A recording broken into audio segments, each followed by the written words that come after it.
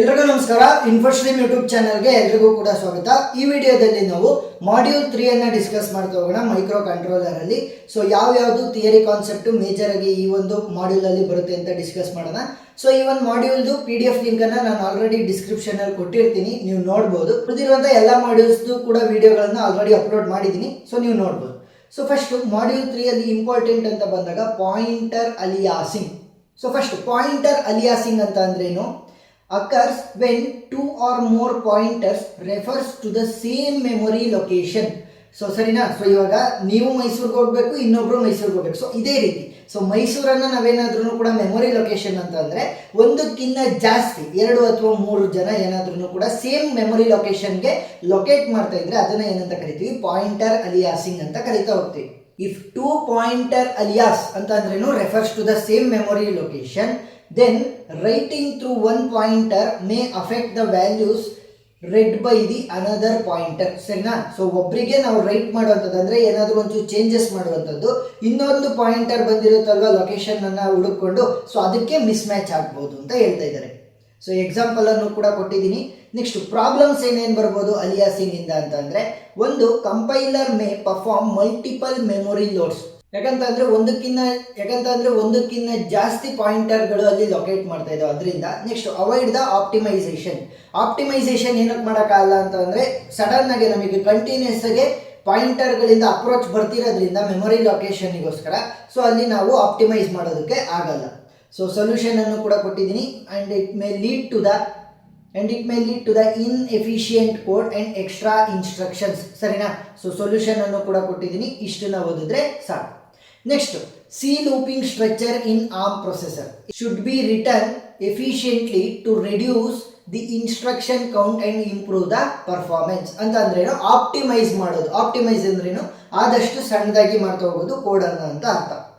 Basic looping structure in arm ಯಾವ್ಯಾವ ಬರ್ತವೆ?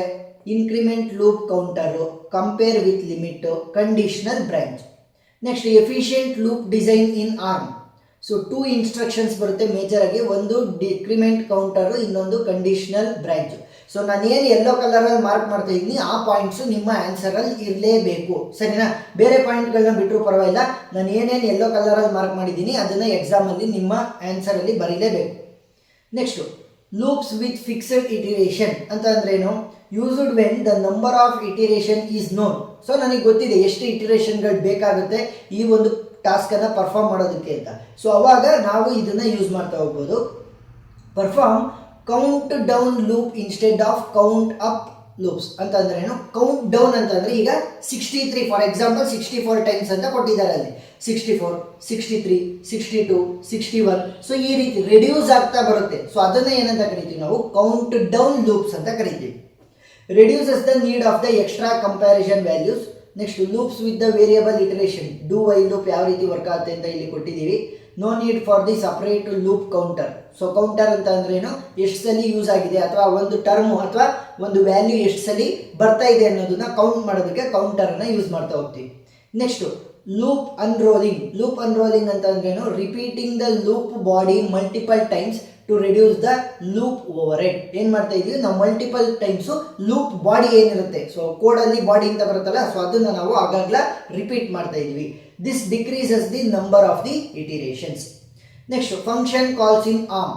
So function calls in ARM follow the ARM procedure call standards. ಸರಿನಾ? So ಯಾವುದು? APCS ಅಥವಾ ATPCS ಅನ್ನ follow ಮಾಡ್ತವೆ.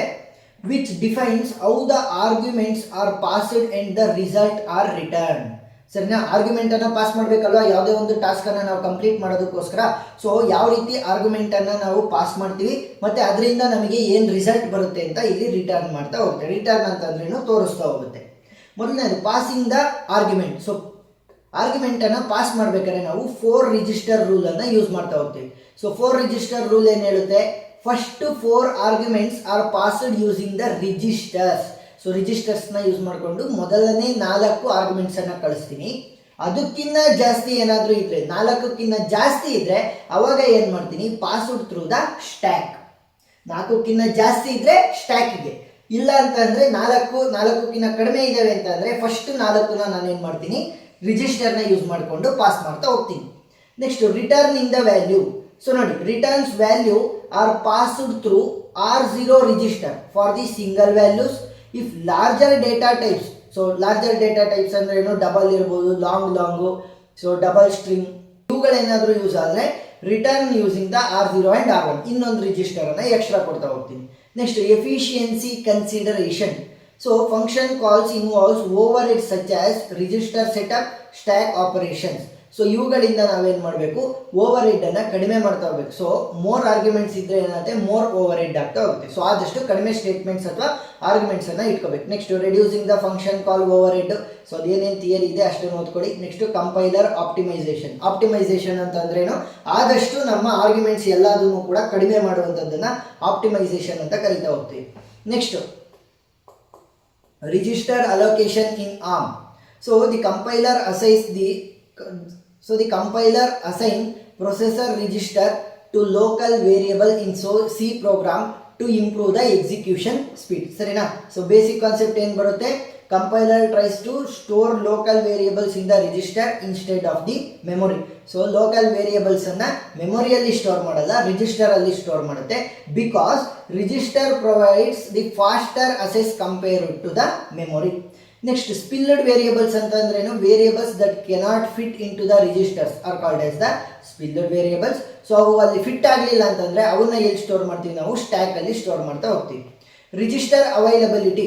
ಸೊ ಇನ್ ನಮಗೆ ಥಿಯರಿ ಪಾರ್ಟ್ ಅಲ್ಲಿ ನೋಡ್ತಾ ಹೋದ್ರೆ 14 ರಿಜಿಸ್ಟರ್ಸ್ಗಳಿದ್ದಾವೆ. ಸೊ ಇನ್ ಪ್ರಾಕ್ಟೀಸ್ ಒಂದು ಸ್ವಲ್ಪ ಕಡಿಮೆ ಇರ್ಬೋದು. ನೆಕ್ಸ್ಟ್ ಪರ್ಫಾರ್ಮೆನ್ಸ್ ಕನ್ಸಿಡರೇಷನ್ ಅಂತ ಬಂದಾಗ ಮೋರ್ ವೇರಿಯೇಬಲ್ಸ್ ಇದ್ರೆ ಮೋರ್ ಚಾನ್ಸಸ್ ಆಫ್ ಸ್ಪಿಲ್ಲಿಂಗ್ ಅಂತ ಅಂದ್ರೆ ಏನು, ನಮಗೆ ಅಲ್ಲಿ ಫಿಟ್ ಆಗದಲ್ಲೇ ಇರುವಂತ ಸಾಧ್ಯತೆ ಜಾಸ್ತಿ ಇರುತ್ತೆ, ಏನಾದ್ರೂ ಕೂಡ ಜಾಸ್ತಿ ವೇರಿಯೇಬಲ್ಗಳಿದ್ರೆ. ಸರಿನಾ? Next guidelines for efficient register allocation. Limit the local variable in inner loop to about 12 variables. Keep important variables inside the loops so the compiler prioritize them.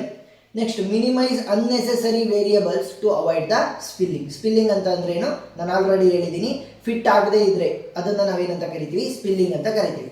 Next portability issue when the porting of C code to the ARM ಅಂತ ಅಂದ್ರೆ, porting ಅಂತ ಅಂದ್ರೇನು, ಈಗ C code ನಾವು type ಮಾಡ್ತೀವಿ. So ಅದನ್ನ ನಾವು ARMಗೆ convert ಮಾಡಿದಾಗ ಅಂತಂದ್ರೆ ARMಗೆ ನಾವು ಕೊಟ್ಟಾಗ ಅಲ್ಲಿ ನಾವು ಪರ್ಫಾರ್ಮ್ ಮಾಡ್ಬೇಕಲ್ವಾ ಆಕ್ಷನ್ಸ್ ಅನ್ನ. ಸೊ ಅಲ್ಲಿ ಪೋರ್ಟ್ ಮಾಡ್ಬೇಕಾದ್ರೆ ಅಂದ್ರೆ ಏನ್ ಮಾಡ್ತಾ ಇದೀವಿ, C ಇಂದ ನಾವು ARMಗೆ ಕನ್ವರ್ಟ್ ಮಾಡ್ಬೇಕಾದ್ರೆ ಏನೇನು ಪ್ರಾಬ್ಲಮ್ಸ್ ಬರ್ಬೋದು ಅಂತ. ಸೊ ಮೊದಲನೇದು ಡೇಟಾ ಟೈಪ್ ಸೈಜ್ ಡಿಫರೆನ್ಸಸ್ ಬರ್ಬೋದು, ಸೈನ್ಡ್ ವರ್ಸಸ್ ಅನ್ಸೈನ್ಡ್ ಬಿಹೇವಿಯರ್ಸ್ ಇರ್ಬೋದು, ಅಲೈನ್ಮೆಂಟ್ ಇಶ್ಯೂಸ್ ಬರ್ಬೋದು, ಇಂಡಿಯಾನೆಸ್ ಬರ್ಬೋದು. Next pointer and memory assess issues ಬರ್ಬೋದು. ಅದ್ರ ಜೊತೆಗೆ ಕಂಪೈಲರ್ ಡಿಫರೆನ್ಸಸ್ ಬರ್ಬೋದು. ಸೊ ಇದೆಲ್ಲದೂ ಕೂಡ ಆದಷ್ಟು ಸಿಂಪ್ಲಿಫೈಡ್ ಥಿಯರಿಯಾಗಿ ಕೊಟ್ಟಿದ್ದೀನಿ. ನಾನು ಎಕ್ಸ್ಪ್ಲೈನ್ ಮಾಡಿದ್ರು ಕೂಡ ಅಷ್ಟೇನು ನೀಟಾಗಿ ಅರ್ಥ ಆಗಲ್ಲ. ಸೊ ನೀವು ನೀಟಾಗಿ ಓದ್ಕೊಳ್ರಿ, ಅವಾಗ ಕ್ಲಿಯರ್ ಆಗಿ ಅರ್ಥ ಆಗ್ತಾ ಹೋಗುತ್ತೆ. ಸರಿನಾ? ಸೊ ಯಾವ್ಯಾವ್ದು ಎಕ್ಸ್ಪ್ಲೈನ್ ಮಾಡ್ಬೇಕು ಅದನ್ನ ಎಕ್ಸ್ಪ್ಲೈನ್ ಮಾಡ್ತೀನಿ, ಯಾವ್ಯಾವ್ದು ಬೇಡ ಅದನ್ನೇನು ಎಕ್ಸ್ಪ್ಲೈನ್ ಮಾಡಕ್ ಹೋಗಲ್ಲ. Next code optimisation, profiling and cycle counting.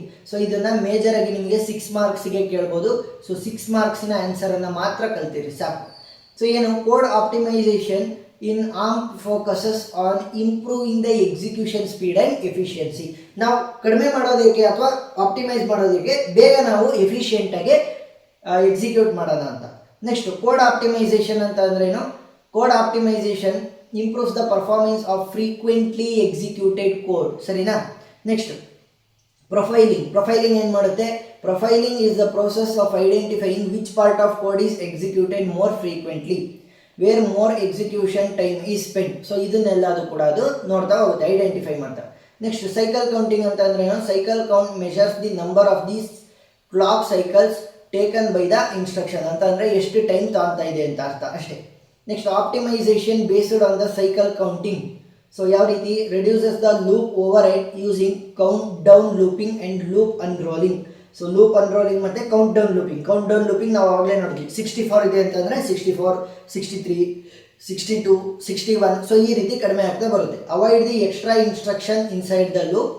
Use the register instead of the memory whenever possible. ಸರಿನಾ? ಯಾಕೆ, ನನಗೆ ಈಸಿ ಅಸೆಸ್ ಸಿಗುತ್ತೆ ಏನಾದ್ರೂ ಕೂಡ ನಮ್ಮ ಇನ್ಫಾರ್ಮೇಷನ್ ರಿಜಿಸ್ಟರ್ಸ್ ಅಲ್ಲಿದ್ರೆ instead of the memory. So ಇಷ್ಟು ಟಾಪಿಕ್ಗಳನ್ನು ಮಾಡ್ಯೂಲ್ 3 ಕಲ್ತ್ರೆ ಸಾಕು. ಉಳಿದಿರುವಂಥ ಎಲ್ಲ ಮಾಡ್ಯೂಲ್ಗಳು ಆಲ್ರೆಡಿ ಅಪ್ಲೋಡ್ ಆಗಿದ್ದಾವೆ. ಸೊ ಆ ಎಲ್ಲ ವಿಡಿಯೋಗಳು ನಿಮಗೆ ಪ್ಲೇ ಲಿಸ್ಟಲ್ಲಿ ಸಿಗುತ್ತೆ. ಪ್ಲೇ ಲಿಸ್ಟ್ ಲಿಂಕ್ ನಾನು ಡಿಸ್ಕ್ರಿಪ್ಷನಲ್ಲಿ ಕೊಟ್ಟಿರ್ತೀನಿ. ಏನೇ ಡೌಟ್ ಇದ್ರೂ ಕೂಡ ಕಮೆಂಟ್ ಸೆಕ್ಷನಲ್ಲಿ ತಿಳಿಸಿ, ನಾನು ಕ್ಲಾರಿಫೈ ಮಾಡ್ತೀನಿ. ವಿಡಿಯೋ ಇಷ್ಟ ಆಗಿದ್ರೆ ಸಬ್ಸ್ಕ್ರೈಬ್ ಮಾಡಿ ನನ್ನ ಸಪೋರ್ಟ್ ಮಾಡೋದನ್ನು ಮರಿಬೇಡಿ. Thank you.